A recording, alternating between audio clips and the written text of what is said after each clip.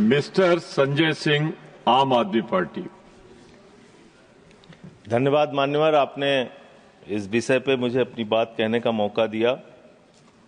मान्यवर, मणिपुर के मुद्दे पर मैंने जब सदन में ये मुद्दा उठाया था, हो सकता है मेरे तरीके से सरकार असहमत रही हो, लेकिन मुझे भारतीय संसदीय इतिहास में सबसे ज्यादा समय तक सस्पेंड करके रखा गया मणिपुर का मुद्दा उठाने के कारण 11 महीने में सस्पेंड रहा। 11 महीने सदन से बाहर रहा। मान्यवर, मणिपुर का बजट ऐसे वक्त में आ रहा है जब देश की अर्थव्यवस्था की हालत पतली है। शेयर मार्केट में 5 महीने के अंदर देश के आम लोगों का 94 लाख करोड़ रुपए डूब गया। मान्यवर, मणिपुर का बजट ऐसे समय में आ रहा है जब बेरोजगारी 50 वर्षों में सबसे ज्यादा बढ़ गई है।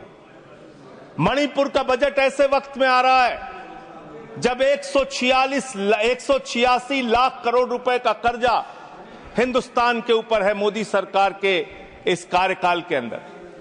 मणिपुर का बजट ऐसे समय में आ रहा है जब अमीर और गरीब के बीच की खाई इतनी बढ़ गई है जितना 100 साल पहले थी। और मां शब्द से इनको बहुत प्यार है। मां से मटन इनको याद रहता है, मां से मछली याद रहती है इनको, मां से मुगल याद रहता है, मां से मुसलमान याद रहता है, लेकिन मां से मोदी को मां से मणिपुर याद नहीं रहता। मान्यवर, 2 साल का वक्त हो गया, मणिपुर जल रहा है। देश के केंद्रीय मंत्री का घर जलाया गया, राज्य के पीडब्ल्यूडी मंत्री का घर जलाया गया, राज्य के कंज्यूमर अफेयर्स मिनिस्टर का घर जलाया गया, कई विधायकों के घर जलाए गए। लेकिन बावजूद इसके भारत के प्रधानमंत्री को एक दिन का भी वक्त नहीं मिला 2 साल के अंदर कि वो मणिपुर जा सके अपनी संवेदना जताने के लिए, वहां के लोगों के साथ खड़े हो सके। इस बात की उनको फुर्सत नहीं मिली। देश का प्रधानमंत्री देश का अभिभावक होता है। मान्यवर, देश का अगुवा होता है। सरकार लोगों की माई बाप होती है, लेकिन राज्य की सरकार मणिपुर को जलाने में लग जाती है और केंद्र की सरकार, जो राज्य सरकार मणिपुर को जला रही थी, उस सरकार की मदद करने में लग जाती है। ऐसे में कैसे बचेगा मणिपुर? कैसे बचेगा मणिपुर? और ये बात मैं पूरी जिम्मेदारी से कह रहा हूं मान्यवर, ये देश राष्ट्रपिता महात्मा गांधी के आदर्शों पर चलेगा, ये देश गौतम बुद्ध के आदर्शों पर चलेगा, ये देश अहिंसा के आदर्शों पर चलेगा। लेकिन मुझे अफसोस है आज पूरे देश में हिंसा क्यों हो रही है, आज पूरे देश में दंगे फसाद की नौबत क्यों आती है, आज पूरे देश में नफरत क्यों फैलाई जाती है? उसकी वजह है कि आपको गांधी से प्यार नहीं है, आप गोडसे को पूजने वाले लोग हो। इसीलिए देश के अंदर माहौल खराब हो रहा है। और ये बात मैं इसलिए कह रहा हूं कि दुनिया के 80 मुल्कों में साबरमती के संत राष्ट्रपिता महात्मा गांधी की मूर्तियां लगी हुई है। मान्यवर, दुनिया के 80 देशों में, लेकिन इसी संसद के प्रांगण में राष्ट्रपिता महात्मा गांधी की जो मूर्ति मुख्य स्थान पर लगी थी, उसको आपने कोने में कर दिया, क्योंकि आपको तो गोडसे की पूजा करनी है, आपको तो हिंसा फैलाना है देश में, आपको नफरत फैलाने का काम करना है। और जो ऑडियो की चर्चा टीएमसी की सांसद कर रही थी, शायद वो अपनी बात पूरी नहीं कर पाई। वो बहुत ही गंभीर ऑडियो है मान्यवर, उसकी जांच होनी चाहिए, और उसकी जांच में अगर सत्यता पाई जाती है तो उस चीफ मिनिस्टर के खिलाफ उसको गिरफ्तार करके उसकी कार्रवाई होनी चाहिए, क्योंकि वो बहुत ही गंभीर है। वायर नाम की एक न्यूज वेबसाइट है, उसने वो ऑडियो जारी किया जिसमें मुख्यमंत्री कह रहा है, मेरे पास देश के गृह मंत्री अमित शाह का फोन आया। अमित शाह कहते हैं, बीरेन सिंह तुम बम मारता है, बीरेन सिंह तुम बम मारता है, चुपके से मारा करो। ये देश के गृह मंत्री और राज्य के मुख्यमंत्री के बीच की देश के मुख्यमंत्री और राज्य के मुख्यमंत्री के बीच की चर्चा है और ये ऑडियो सार्वजनिक होना चाहिए। इस ऑडियो की जांच होनी चाहिए। इस ऑडियो का पता लगना चाहिए कि वो जो मुख्यमंत्री बोल रहा था बीरेन सिंह, वो सच बोल रहा था या गलत बोल रहा था। पूरे देश को इसका पता लगना चाहिए।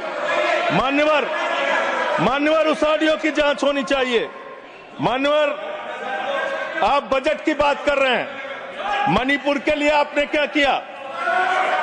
मान्यवर, राज्य सरकार को, केंद्र सरकार की जो राज्य सरकार को, मैं माननीय सदस्य, आपने जो कुछ भी कहा है उसे ऑथेंटिकेट करिएगा। ये ऑडियो सार्वजनिक है सर, ये ऑडियो सार्वजनिक है, इसको दिखा देंगे।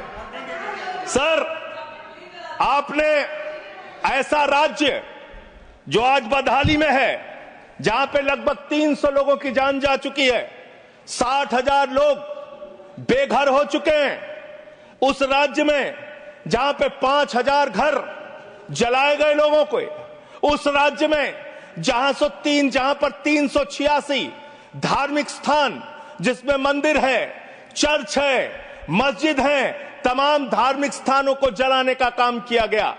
आज उस राज्य को मदद देने की बात आती है जब जो राज्य बाढ़ से प्रभावित रहा, जहां 18,000 लोग बाढ़ से प्रभावित हुए, 24,000 घर बाढ़ में बुरी तरीके से तहस नहस हो गए, 1.88 लाख लोग उस पूरे बाढ़ में उसकी चपेट में आए। मान्यवर, ऐसे राज्य को जब मदद देने की बात आती है तो मुझे बहुत अफसोस के साथ कहना पड़ता है, आपने बजट में जो बढ़ोतरी की है, 34,899 करोड़ का बजट 2024-25 में था और उस बजट को रिवाइज किया आपने, बजट को कर दिया 32,656 करोड़ रुपए। और फिर उसी बजट को जब आप 25-26 में लेके आ रहे हैं तो मात्र 5.5% आपने बढ़ाया और उसको करके 35,103 करोड़ रुपए का बजट आपने किया। ये आपके मणिपुर के प्रति आपकी धारणा है, आपकी योजना है। आपने सेंट्रल केंद्र सरकार के द्वारा जो स्कीम चलाई जाती है, उसमें आपने मणिपुर के साथ कितना भेदभाव किया है, उसकी एक तस्वीर आपके सामने रखूंगा। प्रधानमंत्री आवास योजना में 72% पैसा आपने कटौती किया। आयुष्मान भारत योजना में 78% पैसा आपने कटौती किया। ओबीसी स्कॉलरशिप में 58% पैसा आपने कटौती किया। राष्ट्रीय ग्राम स्वराज अभियान में 42% पैसा आपने कटौती किया। प्रधानमंत्री गरीब कल्याण अन्न योजना में 60% पैसा आपने कटौती किया। राष्ट्रीय कृषि विकास योजना में 20% पैसा आपने कटौती किया। बेटी बचाओ बेटी पढ़ाओ अभियान में उस राज्य के अंदर जहां पे महिलाओं के साथ रेप की घटनाएं हुई, बलात्कार की घटनाएं हुई, उस राज्य के अंदर जहां एक कारगिल योद्धा की पत्नी को निवस्त करके घुमाया गया, उस राज्य में बेटी बचाओ बेटी पढ़ाओ के नाम पे आपने 49% बजट में कटौती करने का काम किया। वहां पर आंगनबाड़ी सेंटर्स में 93% बजट में कटौती करने का काम किया। आपने शेल्टर जो वहां पे बनाने थे लोगों के लिए, उसमें 73% बजट में कटौती किया। शक्ति सदन सामर्थ्य योजना में 60% आपने बजट में कटौती किया। साक्षी निवास सामर्थ्य योजना में 81% बजट में कटौती किया। ये आपकी सेंट्रल स्कीम है जो आपने राज्य सरकार के साथ भेदभाव किया और वहां पे कटौती करने का काम किया। क्यों ऐसा कर रहे हो आप? आपने मणिपुर को 2 साल तक जलाया। आप देश भर में नफरत फैलाने का काम करते हैं। आपका ध्यान देश की अर्थव्यवस्था पे नहीं, देश की बेरोजगारी पे नहीं, किसानों पे नहीं, महंगाई पर नहीं। आप दिन रात औरंगजेब औरंगजेब औरंगजेब औरंगजेब, जनता कह रही है कट गई जेब कट गई जेब कट गई जेब, लोगों की जेब कट रही है, आप औरंगजेब औरंगजेब औरंगजेब चिल्ला रहे हैं। अरे हिंदुस्तान की चिंता करो, हिंदुस्तान की चिंता करो, राष्ट्रपिता महात्मा गांधी की चिंता करो, गोडसे के रास्ते पर मत चलो। गोडसे के रास्ते से ये देश आगे नहीं बढ़ेगा। गांधी के आदर्शों पर ये देश आगे बढ़ेगा। आपको तो गांधी की मूर्ति से भी परहेज है, आपने उसको भी हटाने का काम किया। मान्यवर, मैं आप लोगों, आपके माध्यम से इस सरकार से पूछना चाहता हूं कि जो मणिपुर में 60,000 लोग आज बेघर हुए हैं, क्या इस बजट में उनका घर बनाने की आपके पास कोई योजना नहीं होनी चाहिए? आज जो मणिपुर के अंदर लोगों के घर जलाए गए हैं, क्या उनका घर बनाने की योजना आपके पास नहीं होनी चाहिए? आपने बजट में कोई प्रावधान उनके लिए नहीं रखा। आपने कोई चिंता मणिपुर के लोगों के लिए नहीं की। दो समुदायों के बीच में अगर झगड़ा हो रहा था तो राज्य के मुख्यमंत्री को, देश के प्रधानमंत्री को उनके बीच सामंजस्य पैदा हो, उनके बीच एकता भाईचारा पैदा हो, इसलिए उस राज्य में शांति की स्थापना के लिए काम करना था, लेकिन आपने वो काम नहीं किया। 2 साल तक सारा विपक्ष चिल्लाता रहा, मणिपुर के मुख्यमंत्री को हटाओ, मणिपुर के मुख्यमंत्री को हटाओ, लेकिन आपने मणिपुर के मुख्यमंत्री को नहीं हटाया। आप राष्ट्रपति शासन तब लगा रहे हैं जब वो ऑडियो बाहर आता है, जब उस ऑडियो का संज्ञान लिया जाता है, जब ये चर्चा होने लगती है कि अगर इस ऑडियो की असलियत खुल गई तो न सिर्फ राज्य सरकार के मुख्यमंत्री की बल्कि केंद्र के बड़े बड़े नेताओं की भी कलई देश के सामने खुल जाएगी। इसलिए मान्यवर, मैं आपके माध्यम से इतना ही इस सरकार से कहना चाहता हूं कि आप कृपा करके इस देश का माहौल खराब करने की कोशिश मत कीजिए। मणिपुर की चिंता कीजिए, मणिपुर में कैसे लोकतंत्र की बहाली हो इस बात की चिंता कीजिए। आपने राष्ट्रपति शासन लगा दिया, यह बहुत दुर्भाग्यपूर्ण है मान्यवर कि मणिपुर का बजट पार्लियामेंट में चर्चा हो रही है।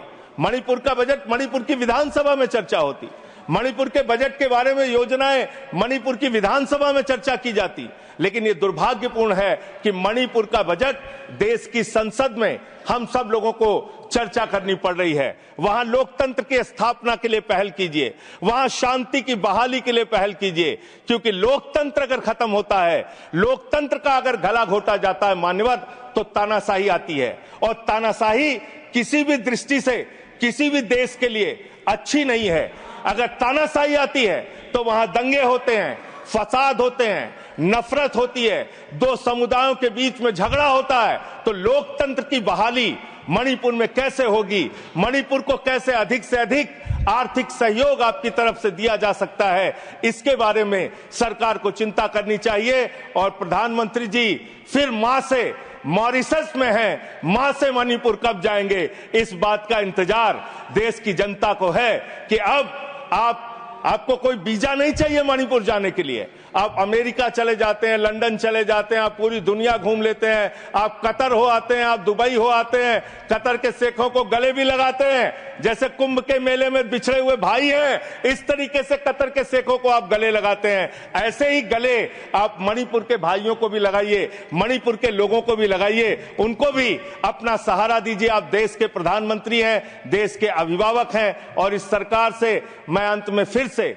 यही कहूंगा आपके माध्यम से कि मणिपुर की चिंता करो और देश में माहौल खराब करने के काम बंद कर दो। नफरत फैलाने से देश आगे नहीं बढ़ेगा। मोहब्बत की बुनियाद पर हिंदुस्तान आगे बढ़ेगा, नफरत की बुनियाद पर हिंदुस्तान आगे नहीं बढ़ेगा। बहुत बहुत धन्यवाद माननीय। Thank you. Mister Gola Babu Rao. Thank you very much vice chairman ji. 1 minute आप शुरू करें, प्रधानमंत्री सर। पास करो सर, टाइम। आदरणीय संसद महोदय, बात करते हुए sir kindly give me some government of India का प्रोसीडिंग के संबंधित गृह मंत्री के ऊपर बेबुनियाद आरोप किया है। मैं आपसे प्रार्थना करता हूं। नाम लिया है गृह मंत्री के ऊपर आरोप किया है। मैं आपसे अनुरोध करता हूं, अगर ये आधार उनके पास है तो जरूर सभा के सामने रख सकते हैं, नहीं तो उनको माफी मांगना चाहिए, रिकॉर्ड से निकालना चाहिए। मैं माफी मांगने के लिए डिमांड कर रहा हूं। ये बिल्कुल बेबुनियाद है, ऐसे गलत बात करना, ये संसद के सामने लोगों को गुमराह करने के लिए प्रयास करना बिल्कुल गलत है। मैं आपसे अनुरोध करता हूं, वो रिकॉर्ड जो भी है सभा के सामने रखो, नहीं तो सारी इस देश के जनता के सामने माफी मांगने का डिमांड करता हूं। मान्यवर, मैंने जो बात कही है, मैंने कहा है एक न्यूज वेबसाइट पे एक ऑडियो पड़ी है मुख्यमंत्री की, वो सार्वजनिक है, पब्लिक डोमेन में है, और उसमें कही गई जो वार्ता है उसका जिक्र मैंने किया मान्यवर, और मैंने उसके जांच की मांग की है। वो ऑडियो सही है कि गलत है उसकी जांच कराई जाए मान्यवर, और अगर वो ऑडियो सही है तो ये बहुत गंभीर है, उस पर कार्रवाई होनी चाहिए। मैंने सीधे आरोप किसी के ऊपर नहीं लगाया। अब बैठ जाए। अच्छा नहीं लगता, अच्छा नहीं लगता। सर मैं आग्रह करूंगा, माननीय मंत्री जी अपना स्थान ग्रहण करें। माननीय मंत्री जी स्थान ग्रहण करें। मिस्टर संजय सिंह, आप अपना स्थान ग्रहण करें। आपको जो कहना था कह। आप अगर संदर्भ लें माननीय मंत्री जी, तो मैंने यहां से निर्देश दिया है कि ऑथेंटिकेट करें, और अगर नहीं करेंगे तो नियम स्पष्ट है, उस पर कार्रवाई होगी। तो मैं आपसे एक ही आग्रह करूंगा कि चूंकि ये निर्देश जा चुका है, आपने पुनः कहा है, तो मैं वही निर्देश पुनः दोहराता हूं।